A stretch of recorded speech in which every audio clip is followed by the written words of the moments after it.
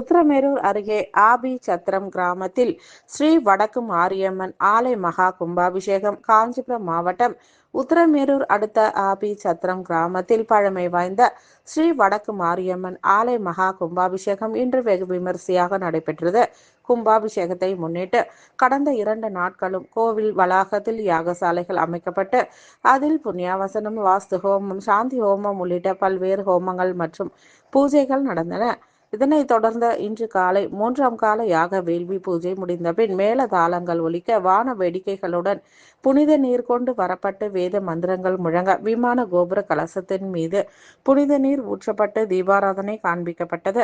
பின்னர் பக்தர்கள் மீது புனித நீர் தெளிக்க கும்பாபிஷேகம் வெகு விமரிசையாக நடைபெற்றது. நிகழ்ச்சியையொட்டி கோவில் வளாகத்தில் பக்தர்கள் அனைவருக்கும் அன்னதானம் வழங்கப்பட்டது. விழாவிற்கான ஏற்பாடுகளை விழா குழுவினர் மற்றும் பொதுமக்கள் சிறப்பாக செய்திருந்தனர். கும்பாபிஷேக விழாவிற்கு உத்திரமேரூர் மற்றும் சுற்று வட்டார கிராமங்களில் இருந்து ஆயிரக்கணக்கான பக்தர்கள் கலந்து கொண்டு அம்பாளை வழிபட்டனர்.